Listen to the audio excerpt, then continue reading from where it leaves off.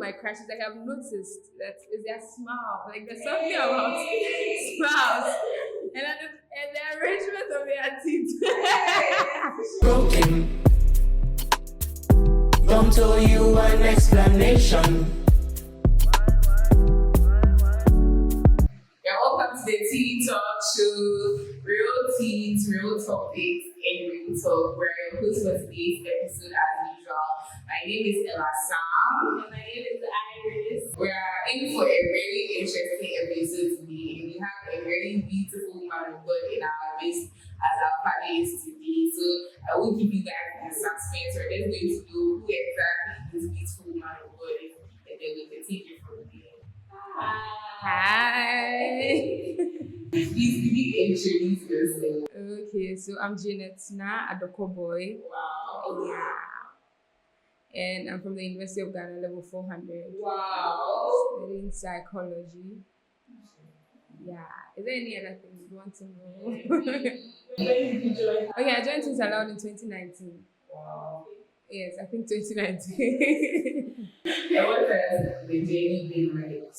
Oh, I think it's been fun. It's been interesting. I get to study the Word of God in fun ways. I get to meet new people, getting to travel, places I've never been or thought of being. Yeah, Teens Aloud since we get. So it's been fun. Joy to Alright, so we're just going to go straight to the point and look at our questions for the day as we always do. So, is there a possible way to maintain constant communication with the opposite sex without developing romantic feelings for each other? I mean, can we continue talking regularly and simply just be friends? That's a very, very fun question. I'm very excited for this episode as we dive into things. But before we get into the juicy part of this episode where we discuss everything into detail, let's go to the street and hear what the people of Ghana have to say. Broken. Come to you an explanation. Hi. Hello, Yeah, so who am I here with? I'm Dory. I'm Thelma. I'm Daisy. Hi, Daisy. Daisy, so I have a nice question for you today. Is there a possible way to maintain a constant communication with the opposite sex and not develop any romantic feelings for the person? I'm sure you can. Yes, of course, it's possible. Yeah, there is. So can you kindly explain? I mean, it's all about your mentality and then the thoughts you have behind the relationship. If you know that, for example, you and I, we know that like we are friends, we have a mutual ground relationship, and there's no intention hidden behind it. There's no reason why we can't remain friends for a long time. Because people have friends and they are in a relationship and they are maintaining their friendships and their relationships. Okay, personally, I have friends, male friends. I do certain things with. If you see us, it's like we are having something between us, but then there's nothing going on. Talking to the opposite sex every day. It depends on the kind of conversation I think you guys have. Like your type of man, your type of woman. What do you see in a boy you want to date, or what kind of boy do you go for? And then you be thinking that it's similar to your like expectation or something. I don't know how to. Specs, no. For example, when you braid your hair first, you send a picture to him first, and you believe that there's you plan on. Yeah, I can say hi. I braided new hair. Like, how does it look? Like, oh, maybe it's fine. You look nice. It's okay. Okay, so an example, you can be in the room with a boy and be talking, and nothing will happen. Yes, of course. But okay, in this generation, I can assure you that it's like 99% false. Because in this generation, our mindset and the way we do things, like it can lead to that. So in matters like this, you have to be disciplined. Even if a girl is, or even if a boy is naked in front of me, like nothing will come to my mind that I should have affair with this girl. I should have affair with this boy. It depends on the kind of conversation. If every day you guys are found full in the hour, why not? If you're happy texting the person, so yeah. All right. Thank you very much. I really appreciate it. Thank you. Broken. Come to you an explanation. Those are very interesting views from the street. So if you want to partner with us, if you love what we're doing and you want to support us, kindly reach out to us on the numbers below, and partner with us, and let's make this bigger and better. Let's spread the gospel to the young people of the world. So Janet, have you ever had a crush before? Yeah. I had a crush before, like I've had lots of crushes. Okay. What's a crush? I think it's a sudden strong feeling of an emotional connection, usually to the opposite sex. I think now we can even open it because people crush on we have girls crushing on girls, boys crushing on boys. So I think that's what a crush is. Okay, so what's the big question? Have you had a crush before? Yeah, like I said, I've had lots of crushes. I've crushed on a lot of people, from JHS to SHS to university. It's like I'm always crushing on someone. Yeah, so I have. How do you usually start crushing on someone? So I think one of it can be being in the same space with the person. Like the person is mostly around you. Yeah, always seeing the person's gestures. I think means sometimes most of my crushes, like I've noticed that is their smile. Like there's something about smiles and the arrangement of their teeth.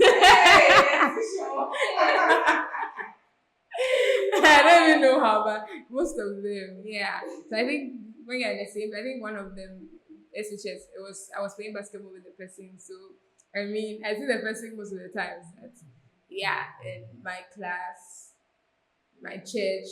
I mean, they're everywhere. So because you are spending more time with the person, you get to like the person. Someone you're constantly chatting with.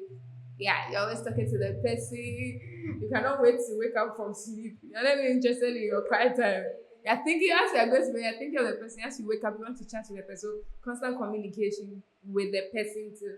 You said something about constant communication. Now, in relation to our question, have you guys seen that it's not possible to maintain that constant communication with someone and no crash on the person? So I think if you don't want to crash on the person, then you have to reduce the communication. Because when you're chatting with someone every day, I think I also realized something. Sometimes, I mean, everybody has their aspects. Like, this is what you want to see in the boy, this is what you want to see in the boy. But sometimes you realize that you find someone you're constantly communicating with, the person doesn't take anything. But because of how you're always talking to the person, how you're always interested in those things, you end up liking the person or crashing on the person. So I think if you don't want to crash on the person, then reduce how you talk to the person. Yeah, that's what I think. So I think that it's not possible to constantly talk to someone. No, I don't think it's possible. Maybe I'm yet to hear it because I think that you can constantly talk to that person. That person shouldn't be the only person of the whole thing you are talking to. Like, it shouldn't be an exclusive thing. Like, you guys shouldn't be the only ones. Like, everyone can understand what I'm saying. Like, both of you here, you shouldn't be the only ones. You should talk to other people. I think like that's one way to avoid it. yeah. So I think As you're talking to like maybe there's this one boy who like are really talking to. Like when you spread the communication if you don't really crash on that person too much. So I think when you are spreading it, it also means that you are reducing your, because if maybe this particular person, I'm talking to the person for 4 hours and now I want to spread it so that I don't crash. It's still reducing the communication because now I'm talking to this, I'm talking to that. So in that space, that 4 hour space, I'm not talking to only him, but I have a lot of people I'm talking to. So I think it still comes down to you reducing communication with that particular person. Reducing the exclusivity, reducing the exclusivity without the exclusivity. Right, in the spice of life. Sometimes many are possible. Oh, yeah. No, just you just be talking to lots of people and I think you'll be fine. But I want us to also look at a situation where you crash on somebody, what do you do? You manage your crush. Okay, how do you do that? I think one way of the crush management. One way of managing your crush is cutting communication. Yeah, that's what you said. Reduce it or cut it. Yeah. Yes. I think it's one way. Another way is you can see the person doing things that everybody does. Yeah, humanization. I mean, sometimes because you're crashing on the person, you see the person like a god. This person is not capable of doing this, not capable of like imagine the person doing every other thing. Like in the washroom or the toilet. I mean, yeah, I think there are some ways that you can manage your crash. And maybe you can speak to someone, a wise counselor, and someone who also believes in what you believe in, someone who is a Christian. Because you can go and see a psychologist, a counselor, talk to a person, but some of them don't believe in what you believe in. It's just a crash. Someone can even advise you to go ahead and do matter. It's not anything giddy like that. So find someone who believes in what you believe in. You believe in Jesus, you're a Christian. So a wise counselor in that line. And I think Pastor Jimmy always adds that like, you should put love for God and overdrive in that period. So get busy, do something, working check, working tough. Get busy, don't be Working tough. working tough. Don't be idle, get something to do. And I think also you'll be great. And I think one last thing we should also look at is that so we look at what a crashes. Look at how we can manage it. But let's also look at primarily how we can avoid it so we don't get to that place where we even have to manage it. So I think it's still checking how you relate to the people. So making sure that you are not being exclusive with some people. Yeah, some people when you see them, I know that this person I can crash on him. Like I Very mean, crushable. and some of us when we see it, instead of running away, hey, that's when we want to come close. That's when we want to be more than ever in the person's space. So I mean, you can prevent it in the beginning before it even gets to the crash. So, And one thing that I think can really help is also even as you're avoiding all these things, you should also there should be a rule where once when you're running away from that, like avoiding the crashes. What are you doing in there?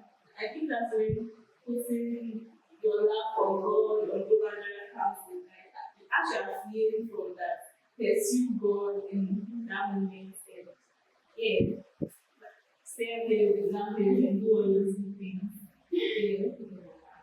Alright, so maybe we're going to get your experience now. I'm going to share some of your experience with any crashes you've had in the past, how you handle it, whether you handle it well, you handle it.